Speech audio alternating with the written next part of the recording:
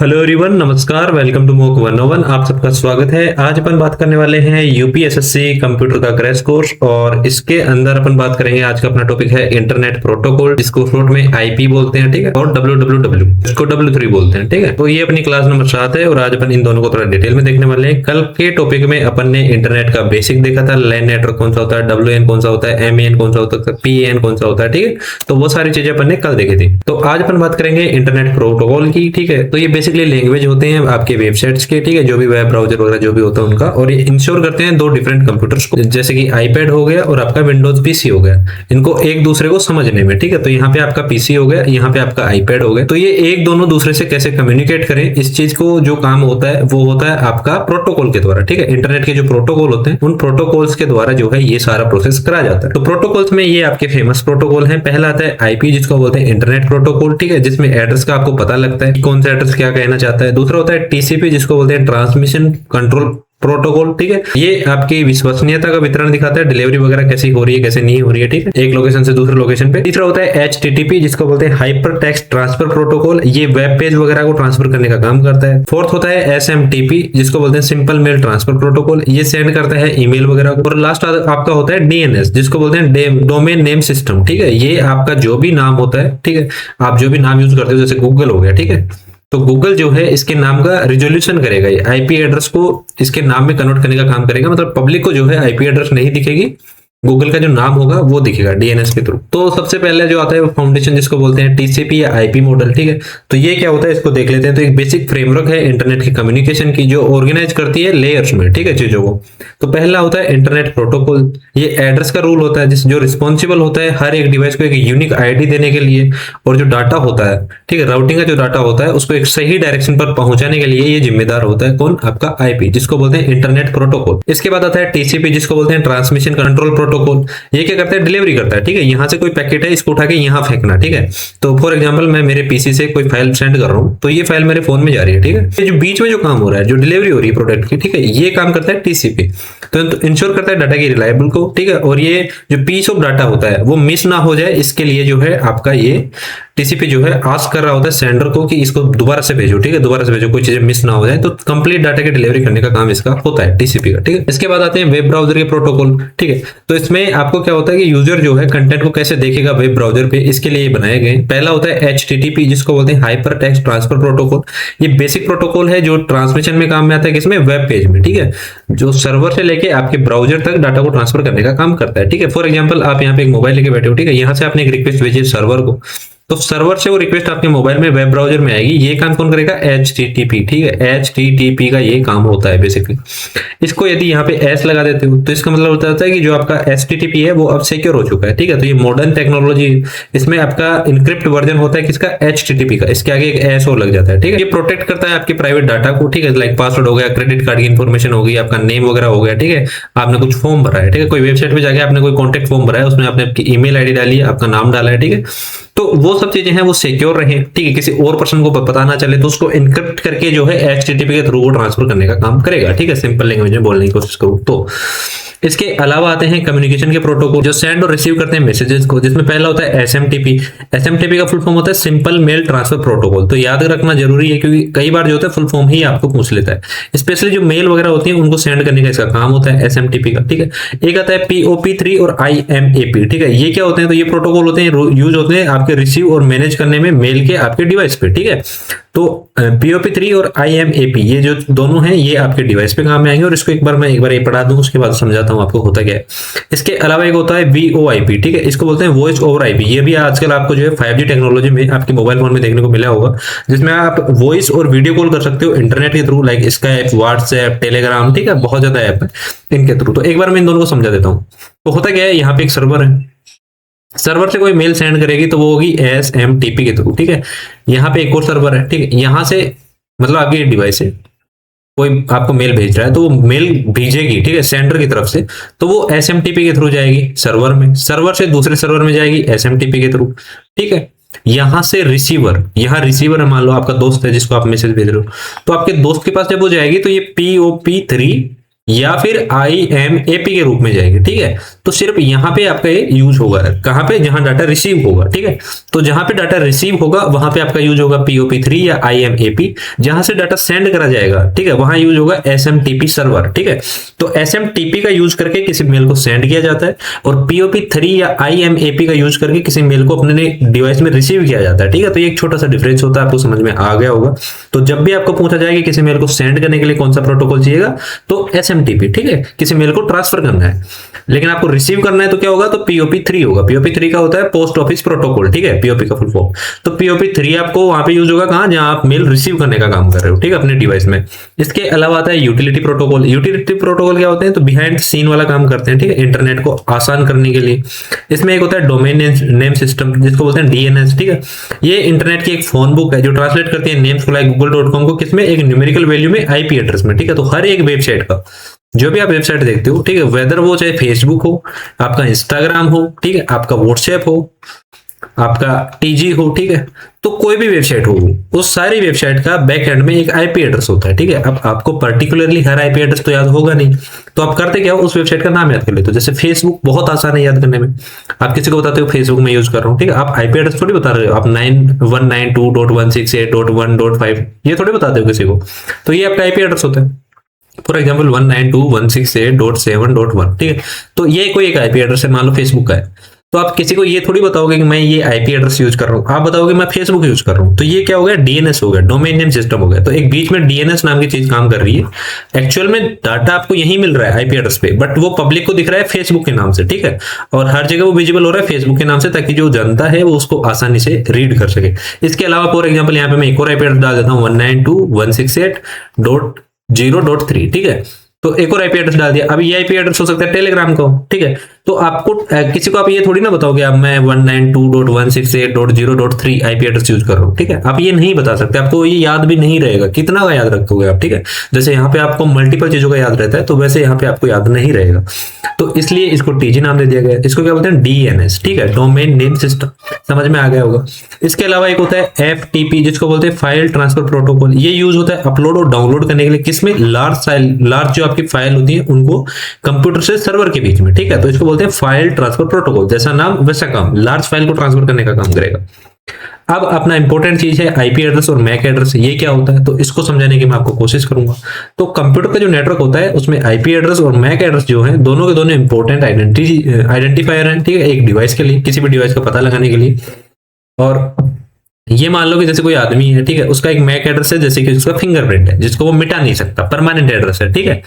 तो आपका जो MAC एड्रेस है वो ये मान लो कि किसी इंसान की फिंगरप्रिंट है, ठीक है, उसको मिटा नहीं सकता। लेकिन IP एड्रेस जो है उसका एड्रेस है, ठीक है। तो जैसे उसका पोस्टल एड्रेस मान लो या कुछ मान लो, या उसके सिम कार्ड मान लो या उसका मोबाइल नंबर मान लो, ठीक है। तो आपका IP एड्रेस हो गया, उसका मोबाइल नंबर, ठीक है। जस्ट याद करने के लिए दोनों फर्क क्या होता है। तो मोबाइल नंबर तो इंसान कभी भी चेंज कर सकता है, तो वो चेंज कर सकता है, इसका मतलब वो है IP एड्रेस, ठीक है। लेकिन जो चेंज नहीं कर सकता वो होता है MAC एड्रेस, ठीक है। MAC एड्रेस परमानेंट होता है, हर डिवाइस का एक होता है, उसको आप चेंज नहीं कर सकते, ठीक है। तो ये चीजें आपको समझ में आ गई होंगी। अब डिटेल में देखने की कोशिश करेंगे MAC एड्रेस क्या होता है। तो MAC की फुल फॉर्म होती है मीडिया एक्सेस कंट्रोल, ठीक है, याद कर लेना, आपके शॉर्ट फॉर्म भी आ सकती है। एक यूनिक फिजिकल आइडेंटिफायर होता है जो असाइन होता है किसके द्वारा, जो नेटवर्क का इंटरफेस कार्ड होता है, जिसको NIC बोलते हैं, ठीक है। ये मैन्युफैक्चरर ही आपको डाल के दे देता है एक कार्ड आपकी मदरबोर्ड में, ठीक है, आपके डिवाइस के मदरबोर्ड में, या आपकी कोई फिजिकल डिवाइस है, ठीक है, कुछ और चीजें हैं, तो उनमें जो है मैन्युफैक्चरर एक NIC कार्ड डाल के देता है, ठीक है। ये क्यों डाला जाता है, ताकि आपको पता चले, किसी कंपनी को या किसी और चीज को पता चले कि आप कौन हो, क्या यूज कर रहे हो, ठीक है। उनको ये नहीं पता, जैसे आपका नाम आकाश है, ठीक है, तो उनको ये नहीं पता कि आकाश कोई डिवाइस यूज कर रहा है, कोई आईफोन यूज कर रहा है, ठीक है। उनको पता है कि एक बंदा है, ठीक है, इस IP एड्रेस से वर्क कर रहा है और या आपकी वेबसाइट पे वर्क कर रहा है, और उसका जो MAC एड्रेस है वो ये वाला है। तो उस MAC एड्रेस से उनको पता चल जाएगा कौन सी डिवाइस है, ठीक है, उस डिवाइस का मैन्युफैक्चरर कौन है, और उस डिवाइस का क्या क्या उसमें हार्डवेयर वगैरह डाला हुआ है, ठीक है, क्या क्या जो है ऑपरेटिंग सिस्टम वगैरह डाला हुआ है, ठीक है, वो नेटवर्क कौन सा यूज कर रहा है। तो ये सब चीजें इन्फॉर्मेशन जो है उसके पास किससे जाएगी, MAC एड्रेस के थ्रू, ठीक है। IP एड्रेस से उसे पता चल जाएगा किस लोकेशन पे बैठ के यूज कर रहा है और कौन सी डिवाइस यूज कर रहा है, वो होता है MAC एड्रेस, ठीक है। समझ में आ गया होगा। तो परमानेंट होता है, इसको मिटा नहीं सकते, और हार्डकोर होता है, आपके हार्डवेयर में ही ये जो है डला हुआ होता है। एक एग्जांपल के लिए, एक हेक्साडेसिमल फॉर्मेट में इस टाइप से आपका MAC एड्रेस लिखा होता है 001823C4D5E, इस टाइप से जो है हेक्साडेसिमल में आपको देखने को मिलता है। ये फिंगरप्रिंट या नाम होता है, ठीक है, जो आपके लिए फॉरएवर जो है आपके डिवाइस पे लगा होता है, आपके हार्डवेयर में। आईपी एड्रेस क्या होता है, ठीक है, तो इसको डिटेल में देखने की कोशिश करते हैं। तो आपका आईपी एड्रेस जो होता है इसको बोलते हैं इंटरनेट प्रोटोकॉल। एक लॉजिकल एड्रेस होता है जो आइडेंटिफाई करता है डिवाइस के नेटवर्क को, ठीक है, कि वो नेटवर्क कहां से चल रहा है, इंटरनेट कहां से चल रहा है, उस चीज को। टेम्पररी है, ठीक है, जैसे ही आप कनेक्ट करते हो किसी डिफरेंट नेटवर्क से, लाइक होम की वाईफाई से यूज करोगे तो एक अलग आईपी एड्रेस जाएगा, ठीक है, लेकिन ऑफिस की वाईफाई से यूज करोगे तो एक अलग एड्रेस जाएगा, मोबाइल के हॉटस्पॉट से यूज करोगे तो कुछ अलग एड्रेस जाएगा, ठीक है। तो आईपी एड्रेस चेंज होता रहता है लोकेशन बेस्ड, ठीक है। एक लोकेशन पे बैठे हो, यहाँ पे आपका होम है, ठीक है, यहाँ पे अलग अलग है, यहाँ कोई मेट्रो स्टेशन पे आप गए हो तो यहाँ पे आपका अलग आईपी एड्रेस होगा, ठीक है।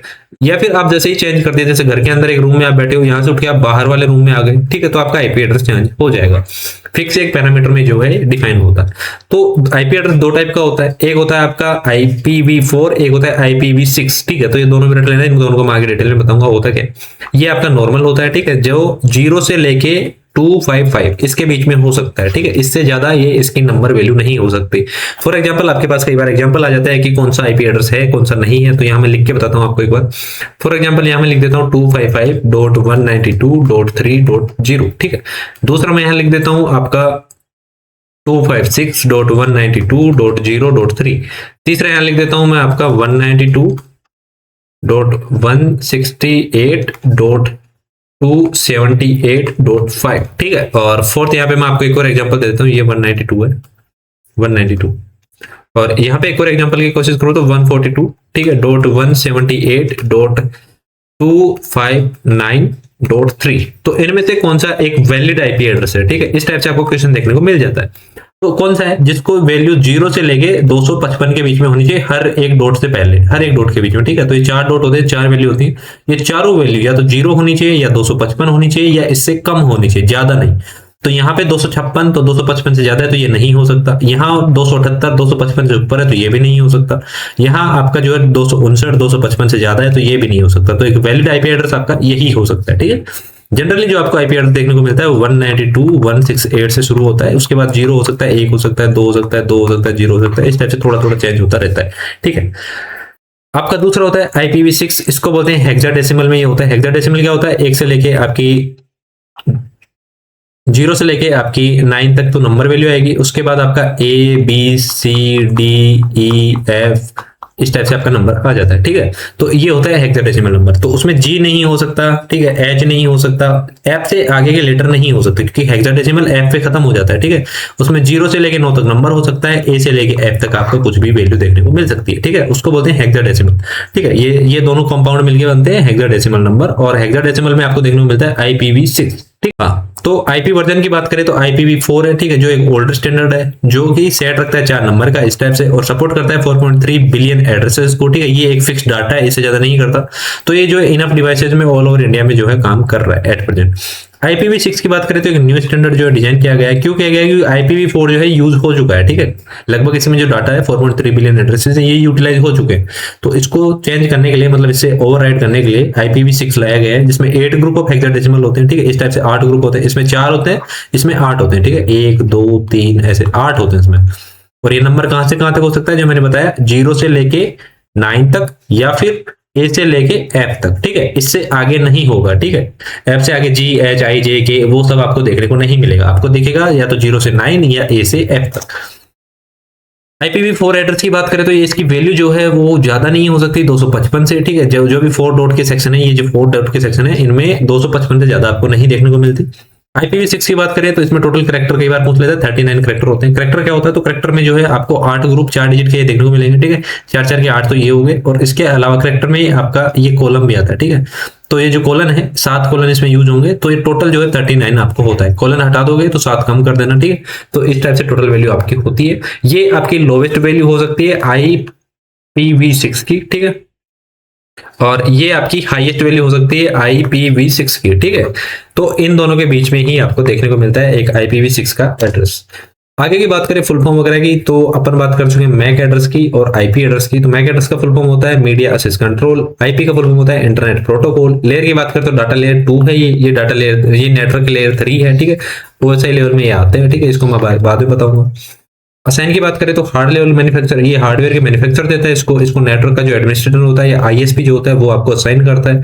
फॉर्मेट की बात करें तो 48 बिट में आता है जिसको हेक्साडेसिमल बोलते हैं, ये 32 बिट में आता है IPv4 और 128 बिट में आता है आपका IPv6। ठीक है। मेन गोल की बात करें तो ये आपके डिवाइस को आइडेंटिफाई करेगा, ये आपकी लोकेशन को आइडेंटिफाई करेगा नेटवर्क पे, आप कहां बैठ के नेटवर्क यूज कर रहे हो। इसके अलावा कुछ और प्रोटोकॉल होते हैं जिसको बोलते हैं DHCP dynamic host configure protocol. ठीक है। जो क्या करता है आपकी ऑटोमेटिकली जो असाइन होती है आईपी एड्रेस को, उसके आपके डिवाइस को कनेक्ट करता है इंटरनेट वगैरह को। ठीक है। आईपी एड्रेस जो है प्रदान करने का आपको काम करता है। इसके अलावा आता है ARP जिसको बोलते हैं एड्रेस रेजोल्यूशन प्रोटोकॉल। तो जब आपकी किसी डिवाइस का मैक एड्रेस आपको पता है तो उसका आईपी एड्रेस खोजने के लिए जो है ARP का यूज किया जाता है। इसके बाद आता है पोर्ट नंबर। ठीक है। पोर्ट नंबर क्या होता है, तो मैक एड्रेस दोनों के दोनों जो है कंप्यूटर पे फाइंड कर सकते हो, लेकिन पोर्ट नंबर जो है आपकी स्पेसिफिक एप्लीकेशन, लाइक आप क्रोम यूज कर रहे हो, जूम यूज कर रहे हो। ठीक है। जैसे SMTP होता है, मेल सेंड करने के लिए पोर्ट 25 का यूज होता है। ठीक है। पोर्ट 25 यूज करके आप मेल सेंड करते हो SMTP में, तो इस टाइप से जब आप पोर्ट भी उसमें मेंशन करते हो तो स्पेसिफिकली एप्लीकेशन का ध्यान पड़ जाता है आप कौन सा एप्लीकेशन यूज कर रहे हो। टोटली जो है डाटा ट्रांसफर करने का काम है। ठीक है। एक लोकेशन दूसरे लोकेशन। अब बात करते हैं नेटवर्क के हार्डवेयर की। ठीक है। और इसमें जो कोर कंपाउंड है उसके बात करते हैं डिटेल में। तो पहला होता है मोडेम जिसको बोलते हैं मॉड्यूलेटर और डीमॉड्यूलेटर। ठीक है। ये गेटवे है जो ब्रिंग करता है इंटरनेट को आपके घर में, ऑफिस वगैरह में, और आपको जो ISP है, इंटरनेट सर्विस प्रोवाइडर है, उसके थ्रू आपको इंटरनेट देने की कोशिश करता है। रोल क्या होता है, तो ये कन्वर्ट करता है सिग्नल्स को, ठीक है, ISP से एनालॉग केबल या फाइबर के थ्रू एक डिजिटल सिग्नल में, और कंप्यूटर को समझाने की कोशिश करता है कि क्या करना चाहता है इंसान। ठीक है। एनालॉग की बात करें, उदाहरण की बात करें तो ट्रांजिस्टर जो है वो हेल्प करता है दो पर्सनों को एक दूसरे से समझने में, लैंग्वेज को जो है जो समझ रहे हैं लैंग्वेज उसको कम्युनिकेट करने में उनको हेल्प करता है। राउटर की बात करें तो एक ट्रैफिक कोप है। ठीक है। ये इंपॉर्टेंट है, कई बार क्वेश्चन आ जाता है ट्रैफिक कोप क्या होता है। ठीक है। तो डायरेक्ट करता है डाटा को तो करेक्ट डिवाइस में वो जाए इंटरनेट के, जो है इंटरनेट को करता है मॉडेम से यूज करता है और उसको शेयर करता है मल्टीपल डिवाइस में, लाइक वाईफाई के थ्रू, इथरनेट के थ्रू। ठीक है।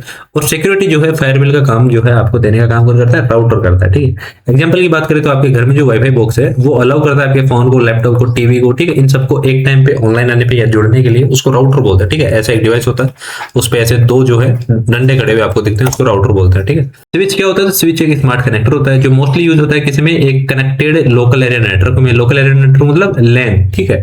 और रोल क्या होता है, तो ये कनेक्ट करता है बहुत ज्यादा डिवाइस को, जैसे कंप्यूटर हो गया, प्रिंटर हो गया, इनको एक ही बिल्डिंग में, ठीक है, जैसे कि हब करता है और डाटा सेंड करता है ओनली स्पेसिफिक डिवाइस को जिसको जरूरत हो। ठीक है। तो ये स्विच का काम है। तो जैसे कि आपके एक स्कूल के जो कंप्यूटर लैब होता है उसमें 30 कंप्यूटर होते हैं। ठीक है। सारे सारे एक सेंट्रल बॉक्स से यूज करे जाते हैं, तो उसको स्विच बोला जाता है। ठीक है। अगला एक्सेस पॉइंट या एपी। ठीक है। ये क्या होता है, तो वाईफाई को एक्सटेंड करने का काम करता है एक लार्ज एरिया में। ठीक है। जैसे कि कोई छोटी वाईफाई है, ठीक है, मतलब कि एक वाईफाई आप यूज करते हो जो 30 मीटर का यूज करती है। ठीक है। मैक्सिमम 30 मीटर में आप यूज कर सकते हो। एक ऐसा वाईफाई होता है जो पूरे एरिया में होता है। ठीक है। जो कि WLAN उसको बोलते हैं, वायरलेस लोकल एरिया नेटवर्क, जो ये क्रिएट करता है, ये कनेक्ट करता है जो वायर्ड के राउटर होते हैं, स्विचेस होते हैं उनको, और वाईफाई प्रोवाइड करता है एक स्पेसिफिक एरिया में। ठीक है। एक बड़ा कैंपस है, उस बड़े कैंपस में जो है आपको नेटवर्क प्रोवाइड करने का काम करता है एक्सेस पॉइंट। ठीक है। ये एपी इसको शॉर्ट में बोलते हैं। तो लार्ज जो कॉलेज का कैंपस हो गया, ठीक है, स्मॉल कुछ बॉक्स वगैरह होते हैं, ठीक है, जो आपको असेसमेंट काम करने के काम आते हैं, दीवार के ऊपर चिपके होते हैं। NIC क्या होता है, तो नेटवर्क इंटरफेस कार्ड होता है। ठीक है। जो पासपोर्ट है कंप्यूटर का, तो ये भी इंपॉर्टेंट है, कंप्यूटर का पासपोर्ट होना है। ठीक है। परमिशन देगा आगे जाने की। तो एक फिजिकल हार्डवेयर होता है, चिप या कार्ड आप बोल सकते हो, कंप्यूटर में जो अलाउ करता है कनेक्ट करने के लिए इंटरनेट को, और ये कंटेन करता है आपका मैक एड्रेस। और इसको शॉर्ट में देखने की बात करें तो आपका जो है मॉडेम क्या होता है, तो कनेक्ट करता है ISP से। ठीक है। ये ट्रांसलेटर का काम करेगा। राउटर क्या होता है, तो कनेक्ट करता है आपके डिवाइस को मॉडेम से, ये ट्रैफिक का कोप कह सकते हो आप इसको। तीसरा होता है स्विच जो कनेक्ट करने का बात करता है डिवाइस को ईच अदर से, जो कंट्रोलर का काम करेगा। और NIC क्या होता है, तो हार्डवेयर होता है आपके लैपटॉप में जो आइडेंटिफाई देता है, आइडेंटिटी करता है कि आप करने क्या चाहते हो। अब इंपॉर्टेंट एक और टॉपिक आ जाता है जिसको बोलते हैं वर्ल्ड वाइड वेब, WWW। ठीक है। और ये क्या है, तो ये कलेक्ट करता है डिजिटल डॉक्यूमेंट्स को एज ए वेब पेजेस, और उनको कनेक्ट करता है एक हाइपरलिंक के थ्रू, और ये सर्विस जो है रन करता है इंटरनेट के ऊपर। तो हाइपरलिंक क्या होती है, ये मैं बोल देता हूँ। हाइपरलिंक क्या होती है कि जैसे फॉर एग्जांपल यहाँ मैंने लिखा हुआ है, यहाँ पे मॉक 101 मैंने लिख रखा है। ठीक है। तो अभी तो सिंपल है, आपको दिख रहा है, लेकिन बैक एंड में मैं HTML कोड इसका इंस्पेक्ट करके वहां पे ऐसे एक कोड डाल दूं, href, और फिर यहाँ करके सेमीकोलन डाल के यहाँ एक कोड डाल दूं। ठीक है। और इसको यहाँ से बंद कर दूं और यहाँ पे एक ऐसे करके एक कोड डाल दो, ठीक है। ये कोड होता है हाइपरलिंक डालने का। तो ये मैं कर दूं तो मैं जब भी कोई स्मोक ऑनर पे क्लिक करेगा तो यहाँ मैं जो लिंक डालूंगा, ठीक है, इस यहाँ पे वो उस लिंक पे चला जाएगा ऑटोमेटिकली। तो यहाँ पे फॉर एग्जांपल मैंने लिंक डाल दी यूट्यूब की, ठीक है, यूट्यूब चैनल की। तो यहाँ पे कोई क्लिक करेगा मोक ऑन पे, ये थोड़ा सा ब्लू आपको देखने को मिलेगा, ठीक है, ब्लू कलर में हाईलाइट होकर दिखेगा। तो जब भी आप इसको क्लिक करोगे तो क्लिक करते ही आपको ऑटोमेटिकली जो है youtube.com पे ले जाएगा मेरे मोक ऑन के चैनल पे, ठीक है, क्योंकि मैंने यहाँ पे लिंक डाल रखी है। तो इस टाइप से जो काम होता है इसको बोलते हैं हाइपरलिंक, ठीक है। हाइपरलिंक का मतलब कि दिखेगा आपको एज ए टेक्स्ट, बट जब आप उस पर क्लिक करोगे तो आपको एक लिंक मिलेगा और वो आपको कहीं और ट्रांसफर कर देगा। तो जो वेब है ये इन्वेंट हुआ था, जो www है आपका, ठीक है, ये इन्वेंट हुआ था 1989 में सर टिम बर्नर ली के द्वारा, ठीक है, ब्रिटिश कंप्यूटर साइंटिस्ट थे जो CERN में काम करते थे, ठीक है। तो उन्होंने ऑटोमेटिकली इंफॉर्मेशन शेयर और रिसर्च करने पे काम किया था। और यहाँ पे शुरुआत होती है HTML की, ठीक है, जिसको बोलते हैं हाइपर टेक्स्ट मार्कअप लैंग्वेज, जो मैं भी आपको बता रहा था कि मैं HTML में एक कोड डाल दूं, ठीक है, वही HTML। तो ये आप ये मान सकते हो हड्डी पसली मांस जो भी होता है, ठीक है, उसको आप मान सकते हो ये HTML ऐसा काम करता है। और स्टैंडर्ड लैंग्वेज है जो क्रिएट करती है स्ट्रक्चर वेब पेज को। जैसे मैं आपको यहाँ पे दिखाऊं, हेडिंग आपको डालनी होती है तो H1 करके आपको ऐसे उसमें यहाँ टेक्स्ट डालोगे, इसको क्लोज कर दोगे H1 से, ठीक है। तो ये जो आपको टेक्स्ट दिखेगा ये आपको H1 दिखेगा, बहुत मोटा फॉन्ट दिखेगा और बड़ा सारा दिखेगा, ठीक है, ऑटोमेटिकली बैकएंड में ऐसे लिखा हुआ है सिस्टम में कि इस टाइप से जो भी आपको टैग मिलेगा तो उसको आपको एज ए हेडिंग 1 दिखाना है, ठीक है। यहाँ पे आप किसी चीज को पी कर दोगे, ठीक है, यहाँ पैराग्राफ कर दोगे, यहाँ कुछ लिख दोगे बड़ा सारा, ठीक है, और फिर यहाँ पे इसको ऐसे क्लोज करके पी को बंद कर दोगे। तो ये क्या करेगा, ये आपको जो है एक पैराग्राफ फॉर्मेट बना के दे देगा, ठीक है, जैसे ऊपर वाला पैराग्राफ बना हुआ है ऐसे ये पैराग्राफ बना देगा इसको, ठीक है। तो इस टाइप से बैकएंड में HTML कोड होते हैं, अलग अलग होते हैं, ज्यादा एडवांस हो गए इतना आपको नहीं पहुंचता है। इसके बाद आता है HTTP, ठीक है। HTTP क्या होता है, इसके बाद अपन कर चुके हैं हाइपर टेक्स्ट ट्रांसफर प्रोटोकॉल। तो ये मैसेंजर का काम करता है, ठीक है, सेट करता है रूल को, अलाउ करता है वेब ब्राउजर को और सर्विस जो सर्वर्स होते हैं उनको कम्युनिकेट करने का एक ऑप्शन देता है।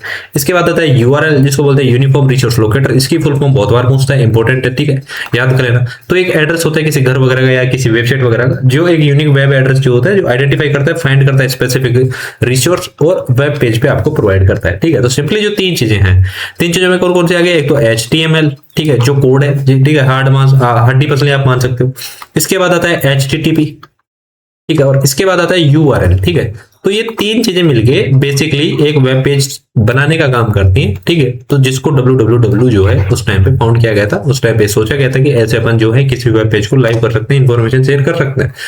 तो ये काम कैसे करता है, तो एक क्लाइंट सर्वर साइकिल के बेसिस पे काम करता है। तो पहले ये रिक्वेस्ट भेजता है, ठीक है, HTML एक यूजर क्लाइंट के टाइप से, एक URL जो है वेब ब्राउजर के थ्रू रिक्वेस्ट भेजता है, फिर वो ट्रांसमिशन होता है, ठीक है। तो HTTP के थ्रू उसको इंटरनेट के थ्रू बुलाया जाता है, रिस्पॉन्स होता है वेब सर्वर में और एक HTML फाइल ढूंढी जाती है, उसको भेज दिया जाता है किसके पास, जो देखना चाहता है, ठीक है, जो क्लाइंट है। और फिर वो रेंडर करती है एक ब्राउजर में और HTML जो कोड है आपको डिस्प्ले कर देता है स्क्रीन पे कि आप क्या देखना चाहते हो, ठीक है। तो जो HTML में लिखा होगा वही आपको दिखता है। कुछ की टर्मोलॉजी की बात करें तो वेब पेज क्या होता है, तो सिंगल डिजिटल डॉक्यूमेंट होता है वेबसाइट पे, ठीक है। कोई भी आप वेबसाइट खोलते हैं जैसे ssc.gov.in, ठीक है, इस वेबसाइट को जब आप खोलोगे तो आपको एक पेज दिखेगा ऐसा, ठीक है, ऊपर को फोटो दिखेगी, नीचे कुछ नोटिस आए हुए दिखेंगे। तो ये क्या है, वेब पेज है, ठीक है। वेबसाइट क्या होती है, तो यही वेबसाइट होती है, ठीक है। बट वेबसाइट में आपको मल्टीपल पेज देखने को मिलते हैं, ठीक है, जैसे कि यहाँ पे क्लिक करोगे तो एक और पेज खुल गया, एक और पेज खुल गया, ठीक है। तो वेब पेज में एक सिंगल पेज होगा, ठीक है, बट वेबसाइट में मल्टीपल पेजेस होंगे, ठीक है। हाइपरलिंक मैं आपको पहले बता चुका हूँ। वेब ब्राउजर क्या होता है, एक सॉफ्टवेयर होता है जो यूज करता है वेब को, जैसे क्रोम हो गया, फायरफॉक्स हो गया, इसको अपन डिटेल में देखेंगे आगे, ठीक है। वेब सर्वर क्या होता है, तो एक कंप्यूटर होता है जो स्टोर करता है डिलीवरी वेब कंटेंट को, कि कौन सा कंटेंट कब भेजना है, जब यूजर मांगे तब उसको वो कंटेंट भेजेंगे। अब अपन बात करते हैं इवोल्यूशन की, ठीक है, और जो वेब है उसका डेवलपमेंट कैसे हुआ, किसने किया, कौन मैनेज करता है इन सब चीजों को। तो एक बहुत फेमस टर्म है, बहुत इंपॉर्टेंट है, जो है W3C, जिसको बोलते हैं वर्ल्ड वाइड वेब कंसोर्टियम, ठीक है। ये क्या करता है, इंटरनेशनल कम्युनिटी है जो डेवलप करती है एक ओपन स्टैंडर्ड्स को और इंश्योर करती है कि लॉन्ग टर्म में जो है ग्रोथ होती रहे किसकी, वेब की, ठीक है। जो वेब पेजेस है, वेबसाइट्स वगैरह है, ये लॉन्ग टाइम पे चलती रहे, तो इन पे रिसर्च वगैरह चलती रहती है। किसने खोजा था, तो सर टिम बर्नर ली ने 1994 में, किसको, W3C को, ठीक है, स्पेशली W3C को। W3C जो है रन करने का काम करती है www को, ठीक है, इसको मैनेज करने का काम करती है। तो ये स्टैंडर्ड जो HTML CSS और XML जो फॉर्मेट होते हैं ब्राउजर में, ठीक है, जैसे क्रोम हो गया, सफारी हो गया, एज हो गया, इन सब में डिस्प्ले का जो काम करता है ये सेम वेब में, ये सारा काम कौन देता है, W3C। अब वेब 1.0 क्या होता है, तो ये एक रीड ओनली वेब पेज था, ठीक है, जो 1990 से 2000 के बीच में चला था, सॉरी 1990 से 2000 के बीच में चला था। तो पहली स्टेज थी वर्ल्ड वाइड वेब की, ठीक है। इसमें यूजर क्या था, सिर्फ रीड कर सकता है इन्फॉर्मेशन को और वहां पे कोई इंटरेक्शन नहीं था, ठीक है, जैसे कोई क्लिक नहीं कर सकता, ठीक है, या कुछ इन्फॉर्मेशन खुद नहीं डाल सकता, पोस्ट नहीं कर सकता, ठीक है, ये सब चीजें उसमें नहीं थी। सिर्फ जहां सामने जो इन्फॉर्मेशन लिखी है उसको वो पढ़ लेगा। इसकी स्टैटिक पेज होता था जिसमें टेक्स्ट होती थी, इमेज होती थी, कोई सर्च इंजन नहीं था, ठीक है। और जो कंटेंट क्रिएटर को मिलता था वो डाल देता था, लोग उसको पढ़ लेते थे। तो जैसे एक डिजिटल न्यूज़पेपर हो गया, ठीक है, आप न्यूज़पेपर में सिर्फ न्यूज़ पढ़ सकते हो, कुछ नहीं कर सकते हो, ठीक है। तो इसी टाइप से जो चीजें हुई वो थी आपकी वेब 1.0। कब से कब तक थी? 1990 से 2000 के बीच में देखने को मिलती है।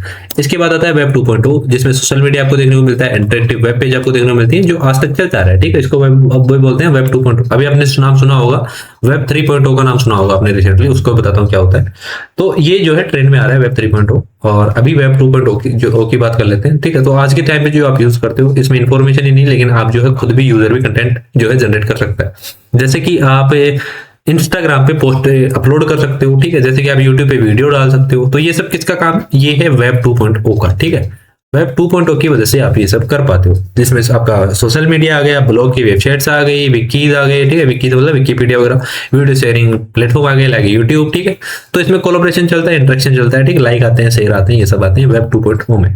जैसे कि डिजिटल क्लासरूम हो गई, जहाँ सब कुछ बात कर सकते हैं, नोट शेयर हो सकते हैं, एक दूसरे से बातें होती है, टेलीग्राम हो गया, व्हाट्सएप हो गया। अब आता है वेब 3.0। इसको जो है इंटेलिजेंट वेब बोलते हैं, ठीक है। इसमें क्या है? एआई इंटीग्रेट कर दिया गया है सिंपली, ठीक है। तो एक नेक्स्ट जनरेशन है जो फोकस कर रही है वेब को स्मार्ट बनाने का, ठीक है। जैसे आजकल आपने देखा होगा गूगल पे भी जाते हो, हर जगह एआई आपको देखने को मिलते हैं, हर जगह एआई, ठीक है। हर चीज अपनी एआई ले रहा है, ठीक है। व्हाट्सएप की अपनी एआई है, ठीक है, सबके अलग अलग एआई है, आपकी ट्विटर के अलग एआई है। तो कंप्यूटर जो है मीनिंग समझे डाटा का, ठीक है, इंसानों की तरह ऐसा नहीं है कि वहां पे डाटा डाल दिया उसको इंसान पढ़ के चले गए। तो कंप्यूटर को भी पता होना चाहिए कि क्या डाल रहे हैं। जैसे एट प्रेजेंट आप यूट्यूब पे वीडियो डालते हो, ठीक है, तो वो वीडियो एआई देखता है पहले कि उस वीडियो में क्या है, और उस वीडियो में जो चीजें हैं उसको वो नोट कर लेता है, ठीक है। फिर जो यूजर सर्च करता है तो रियलिटी में उस वीडियो में जो है तभी वो उसको दिखाएगा। अदरवाइज जैसे किसी इंसान ने वीडियो डाला हुआ है, फॉर एग्जाम्पल किसी ने क्लास डाली है मैथमेटिक्स की, ठीक है, और वो उस पर व्यू लाने के लिए टाइटल में लिख रहा है कि जीके में 100 में से 100 नंबर कैसे लाए, ठीक है। तो ऐसा थोड़ी ना है कि कोई जीके में 100 मार्क्स सर्च करेगा तो उसको मैथ वाला वीडियो दिखा देगा, ठीक है। तो वेब 3.0 में ये पॉसिबल नहीं है। इसी चीज से बचने के लिए वेब 3.0 लाया गया है, ठीक है। तो कीवर्ड स्टफिंग लोग कर देते हैं, ठीक है, इसको बोलते हैं कीवर्ड स्टफिंग, और रॉन्ग टाइटल वगैरह डालना, मिसलीड करना, ठीक है। तो इससे बचने के लिए एआई जो है उसने पहले सिक्योर कर लिया, उसने पहले सेव कर लिया कि इसमें तो मैथ पढ़ाया गया, ठीक है, कौन कौन से क्वेश्चन पढ़ाए गए, कैसे पढ़ाया गया, सब पता है एआई को। तो वो जब ये सर्च करेगा तो उसको ये वीडियो एआई नहीं देगा। लेकिन जब वो मैथ सर्च करेगा तो उसको ये टाइटल वाला वीडियो मिल सकता है जो मैथ का है, ठीक है, क्यों? क्योंकि एआई को पता है कि इसमें क्या है। तो इस तरह से चीजें होती हैं। तो इसमें जो है एआई को इंटीग्रेट कर दिया गया है, इसमें डिसेंट्रलाइज सिस्टम आ गया। डिसेंट्रलाइज क्या होता है कि इसमें कंपनी जो है कुछ भी ओन नहीं करती है, ठीक है, और जो है शेयर होता है एक ब्लॉकचेन पे। ब्लॉकचेन क्या होता है इसको मैं अगले टॉपिक पढ़ाऊंगा, बहुत बड़ा टॉपिक है जिसको क्रिप्टो करेंसी आप मान सकते हो, ठीक है। 3D ग्राफिक्स क्या होते हैं? तो वर्चुअल आपकी वर्ड्स देखने को मिलता है, मेटावर्स वगैरह आपको देखने को मिलता है, जो अभी एफबी ने लॉन्च किए थे, फेसबुक ने, ठीक है। तो ये सब चीजें आगे के टॉपिक पर डिस्कस करेंगे। अभी कुछ क्वेश्चन देख लेते हैं। कौन सा फॉलोइंग जो है वर्चुअल लेयर का एक रेफरेंस है वेबसाइट एंड वेब पेज को जो इंटरलिंक करता है बाय हाइपरलिंक्स, ठीक है। तो इसका राइट आंसर हो जाएगा ऑप्शन नंबर बी, ठीक है। www में आपको हाइपरलिंक्स वगैरह ये सब देखने को मिलती हैं, जो वेबसाइट और वेब पेजेस को जो है वर्चुअली लेयर आप इसको कह सकते हो। कौन सा प्रोटोकॉल है जो रिस्पॉन्सिबल है ट्रांसलेट करने के लिए एक डोमेन नेम को लाइक http://google.com search.google.com को आईपी एड्रेस से आपको एक डोमेन नेम देने में काम करता है। तो इसको मैं बहुत बार समझा चुका हूँ, डीएनएस को बोलते हैं, ठीक है, डोमेन नेम सिस्टम। अगला होता है एक नेटवर्क जो है वो कनेक्ट करता है कंप्यूटर को एक छोटे से एरिया से, लाइक एक सिंगल ऑफिस और होम से। इसको क्या बोलते हैं, ठीक है। तो इसको तो आपको सबको पता होगा, लैन बोलते हैं, लोकल एरिया नेटवर्क, ठीक है। ये अपन पहले डिस्कस कर चुके हैं पहले क्लास में। अगला क्वेश्चन है कौन सी डिवाइस है जो एक्ट करता है ट्रैफिक को, ठीक है, जो डायरेक्ट करता है डाटा को करेक्ट डिवाइस के लिए और लोकल नेटवर्क के लिए।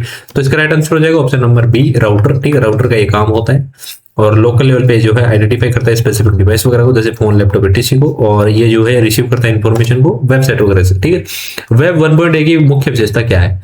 तो इसमें सोशल मीडिया आ सकता है, तो सोशल मीडिया तो वेब 2.0 का एग्जांपल है, ठीक है। ओनली रीड ओनली की बात है तो ये वेब 1.0 है, इसी की बात हो रही है, ठीक है। आर्टिफिशियल इंटेलिजेंस वेब 3.0 है। तो यहां से आपको एग्जांपल देखने को मिल सकते हैं, ठीक है। यूजर जनरेटेड कंटेंट जो है वेब 2.0 की बात। कौन सा एड्रेस है जो हार्ड कोडेड होता है एक नेटवर्क हार्डवेयर में और इसको आप कभी चेंज नहीं कर सकते? आईपी एड्रेस जो है आपकी लोकेशन चेंज हो जाएगी जब भी आप जाओगे, एज ए मोबाइल आप मान सकते हो, मोबाइल नंबर, ठीक है। ईमेल एड्रेस वगैरह इसका कोई लेना देना नहीं है। यूआरएल ये तो कोई लेना देना नहीं है। मैक एड्रेस जो है इसका आपको काम देखने को मिलता है जो परमानेंट होता है, ठीक है। आपका जो एनआईसी होता है नेटवर्क इंटरफेस कार्ड, वो जो है पहले से डाला होता है मैन्युफैक्चरर के द्वारा। अगला क्वेश्चन है कि कौन सा स्टैंडर्ड प्रोटोकॉल है जो सेंड करने में काम आता है ईमेल में? अब मैं आपको ये बहुत बार पहले भी बता चुका हूँ, ठीक है, इसी क्लास में। यहाँ है आप, ठीक है, यहाँ है आप और APP, अच्छा AAP, ठीक है। यहाँ है आपका एक दोस्त, ठीक है। तो यहां से वो मेल सेंड कर रहा है, ठीक है। मेल सेंड करेगा किस पे? सर्वर पे। जैसे कि गूगल का सर्वर है, ठीक है, गूगल के सर्वर पे मेल सेंड करेगा, फिर गूगल का सर्वर क्या करेगा, एक डाटा सेंटर पे मेल सेंड करेगा, ठीक है, जहां पे उसको स्टोर करने का काम करेगा, तो यहाँ डाटा सेंटर हो गया। फिर अगला ही बंदा है, ठीक है, ये मान लो याहू मेल यूज कर रहा है, तो याहू मेल के डाटा सेंटर पे मेल जाएगी, ठीक है, यहाँ पे प्रोवाइडर, और यहाँ पे ये रिसीव हो जाएगी, तो यहाँ से सेंड हुई है, यहाँ पे रिसीव हुई है, ठीक है। तो इस टाइप से चीजें होती है। अब कहाँ पे कौन सा आएगा इसको मैं एक बार फिर बता देता हूँ। यहाँ पे आपका SMTP यूज होगा, क्यों, क्योंकि आप डाटा को ट्रांसफर कर रहे हो, टी का मतलब ट्रांसफर होता है, तो आप ट्रांसफर कर रहे हो, यहाँ से ये क्या कर रहा है, डाटा को ट्रांसफर कर रहा है, तो SMTP, ठीक है। यहाँ से डाटा सेंटर यहाँ जा रही है, तो ये क्या है, SMTP, ठीक। यहाँ से ये रिसीव कर रहा है, इस डाटा सेंटर से ये डाउनलोड करने का काम कर रहा है, रिसीव करने का काम कर रहा है, तो यहाँ पे कौन आ जाएगा, POP3 या IMAP, ठीक है। तो इसमें पूछा है कि सेंड करने के लिए कौन सा काम आता है, तो ये तो रिसीव करने में काम आएगा, ये भी रिसीव करने में काम आएगा, इसका क्या काम है, ये तो ट्रांसफर करने का काम आएगा एक वेबसाइट से दूसरी वेबसाइट पे, ठीक है। यहाँ पे HTTP भी आ सकता है जब सर्वर वेब पेज की बात हो रही है, ठीक। तो यहाँ पे जो राइट आंसर हो जाएगा SMTP। एक एक्स्ट्रा नेट है जिसको किस हिसाब से आपको जो है डिस्क्राइब कर सकते हो, ठीक है, तो ये अपन पिछले क्लास में डिस्कस कर चुके हैं। तो ये जो है एक्स्ट्रा नेट क्या होता है, तो एक ऐसा नेटवर्क होता है, ठीक है, प्राइवेट नेटवर्क जो अलाउ करता है लिमिटेड एक्सेस को अनऑथराइज्ड पार्टनर से। तीन टाइप का नेट होता है आपका, एक होता है इंट्रानेट, एक होता है एक्स्ट्रा नेट, एक होता है इंटरनेट, ठीक है। ये अपन कल की क्लास में बात कर चुके हैं, एक बार मैं फिर से रिवाइज कर देता हूँ। इंट्रानेट का मतलब क्या होता है, प्राइवेट नेटवर्क, ठीक है, आपकी कंपनी है, सिर्फ आप ही देख सकते हो, ठीक है, फुल्ली सिक्योर है, आपका नेटवर्क है, प्राइवेट नेटवर्क। एक्स्ट्रा नेट में क्या होगा, आपकी कंपनी है, ठीक है, आपका नेटवर्क है, बट आप आपके दोस्तों को जो है उसमें एक ईमेल आईडी, लॉगिन पासवर्ड वगैरह दे देते हो, तो वहां से वो जो है वो भी घुस के आपकी कंपनी की इंफॉर्मेशन देख सकता है। ये हो गया एक्स्ट्रा नेट, ठीक है, पार्शली सिक्योर आप इसको बोल सकते हैं। फिर होता है इंटरनेट, जिसको कोई भी ओन नहीं करता, ठीक है, दुनिया के लिए, और इस पे जो है हर कोई एक्सेस कर सकता है, ठीक है। कौन सी टेक्नोलॉजी है जो अलाउ करती है ट्रांसमिशन करने में डाटा का, ठीक है, एक ग्लास फाइबर के थ्रू, तो ये जो है आपकी फाइबर ऑप्टिक्स होती है, ठीक है। इसको अपन कल की क्लास में डिस्कस कर चुके हैं ऑलरेडी, जिसने नहीं देखी वो जाके देख सकता है। अगला क्वेश्चन है W3C world wide web consortium, ये किसने फाउंड किया था, ठीक है। तो ये जो है आपका होमवर्क है, और इस क्वेश्चन का आंसर आपको नीचे कॉमेंट बॉक्स में देना है। आपकी 7 क्लासेज हो चुकी हैं, और आने वाले दिन में आपका कंप्लीट कंप्यूटर कोर्स जो है एग्जाम से पहले करवा दिया जाएगा। 20 मई से पहले मैंने आपको कमांड दे रखी है, 20 मई से पहले आपका कंप्लीट कंप्यूटर कोर्स हो जाएगा। और ऐसे ही यदि आपका दोस्त UPSSC की कोई तैयारी कर रहा है, कंप्यूटर उसको चाहिए, तो उसको आप सजेस्ट कर सकते हो, लिंक वगैरह भेज सकते हो। वीडियो लाइक करना चाहते हो तो लाइक कर सकते हो, चैनल को सब्सक्राइब करना चाहते हो तो मौके को सब्सक्राइब कर सकते हो, और टेलीग्राम पे मुझसे जुड़ना चाहते हो तो टेलीग्राम पे जुड़ सकते हो। और हाँ, आपकी जो PDF है वो आपको यहाँ पे टेलीग्राम पे देखने को मिल जाएगी। मिलता हूँ आपसे अगले क्लास में, तब तक के लिए धन्यवाद।